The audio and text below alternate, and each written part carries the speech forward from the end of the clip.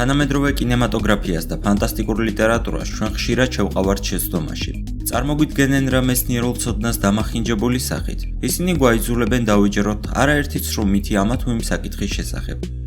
წარმოგიდგენთ საყოველთაო ცნობილ 10 მითს კოსმოსის შესახებ, რომელსაც სინამდვილესთან საერთო არაფერი აქვთ. ადამიანი კოსმოსში ფეთქდება. ეს არის მტკნარი სიცრუე, რომელიც შექმნილია კინემატოგრაფისტების მიერ, რათა ფილმები უფრო სანახაობრივი და ეფექტებით გაჯერებული გახადონ. თქვენ არაერთ კინოფილმში გინახავთ ღია კოსმოსში მოხვედრილი თვალებ გადმოცვენილი და გაბერილი ადამიანი, რომელიც საბოლოო ჯამში ბუშტივით სკდება. სისხლი და გადმოყრელი ნაწლავები კი უჰაერო სივრცეში მიმოიფანტება. რა თქმა უნდა, თუ ადამიანის სკაფანდრის გარეშე მოხვდა კოსმოსში, ის მართლაც მოკვდება, მაგრამ არა ისე სანახაობრივად, როგორც კინემატოგრაფისტები წარმოგიდგენენ. სინამდვილეში ადამიანს შეუძლია ღია კოსმოსში გაძლოს ზუსტად 30 წამი. ამ დროის განმავლობაში ის სიცოცხლისთვის საშიშ დაზიანებებს არ ღებულობს. საბოლოო ჯამში ის უჰაერობისგან იგუდება. თუ გსურთ გაიგოთ როგორ ხდება ეს სინამდვილეში, უყურეთ სტენლი კუბრიკის მიერ გადაღებულ კინოფილმს 2001 წლის კოსმოსური ოდისეა. ამ ფილმში თემა რეალურად, მეცნიერულ დონეზეა გადაწყვეტილი. ვენერა და დედამიწა ერთმანეთს გვანან. როდესაც საუბარი ეხება ახალ კოსმოსურ ცივილიზაციას, კაცობრიობისათვის ახალი სამყაროს კანდიდატად უმეტეს შემთხვევაში გვევლინება მარსი და ვენერა. ვენერას დედამიწის დასაც კი უწოდებენ, მაგრამ ეს მხოლოდ იმიტომ, რომ ამ ორი პლანეტის ზომები დაახლოებით ერთმანეთის ტოლია. არ მგონია ცხოვრება მოგინდეთ ისეთ პლანეტაზე, რომლის ზედაპირი დაფარულია გოგირდის მჟავას სქელი მყარი ნისლით, რომელიც მზის სხივებს მთლიანად ირეკლავს და არუშებს მას პლანეტის ზედაპირზე. ვენერას ატმოსფერო მთლიანად ნახშირმჟავა გაზისგან შედგება, ხოლო ჰაერის ტემპერატურა აქ 477 გრადუსს აღწევს. როგორც ჩანს, ვენერა არც თუ ისე სტუმართმოყვარედაა დედამიწისთან. მზე იწვის. სინამდვილეში მზე კი არ იწვის, არამედ ანათებს. შეიძლება იფიქროთ, რომ ამ ორ ცნებას შორის დიდი განსხვავება არაა, მაგრამ უნდა იცოდეთ, რომ წვა ეს ქიმიური რეაქციაა, ხოლო მზისგან წამოსული სინათლე და სითბო მის გულში მიმდინარე ატომური რეაქციების შედეგია. მზე ყვითელია.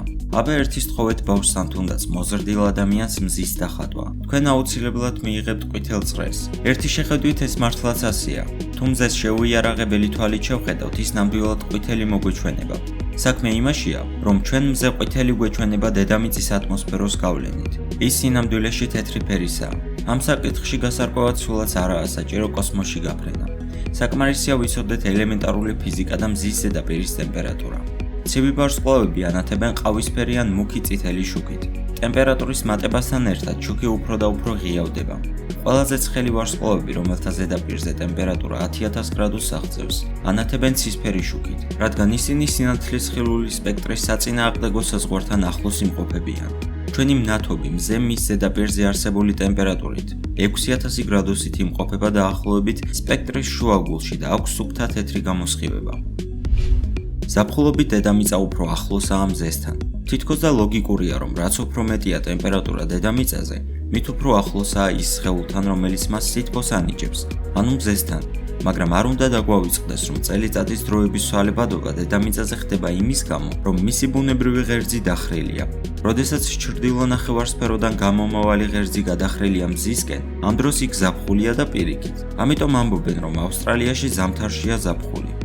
ამასთანავე არ უნდა დაგვავიწყდეს ის ფაქტიც, რომ დედამიწა გამუდმებით უახლოვდება და შორდება მზეს. დედამიწის ორბიტა ელიფსური ფორმისაა, ისევე როგორც ბევრი სხვა პლანეტის. ასე რომ დედამიწა მართლაც უახლოვდება მზეს და მერე ისევ შორდება, მაგრამ ეს ფაქტი არანაირად არ მოქმედებს ზამთარ-ზაფხულის ცვალებადობაზე. მთვარის ბნელი მხარე.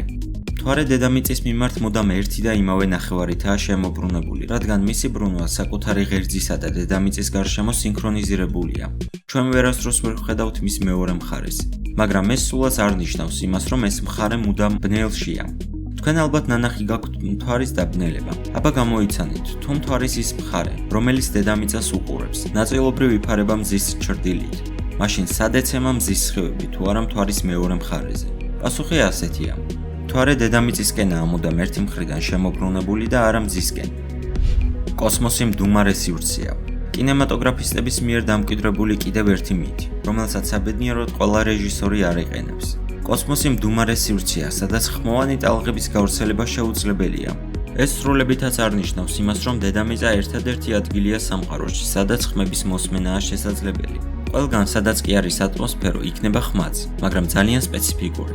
მაგალითად, მარსზე ბგერები გაცილებით მაღალი იქნება, ვიდრე დედამიწაზე. ასტეროიდების სარტყელში ფრენა შეუძლებელია. ვარსკვლავურობებში ჩვენ ასტეროიდების სარტყელი წარმოგვიდგინეს მჭიდრო ჯაჭვად, სადაც გაძრომა მხოლოდ ისეთ გამოცდილ პილოტებს შეუძლიათ, როგორიც Han Solo-ა. რეალურად კოსმოსი სულ სხვაა.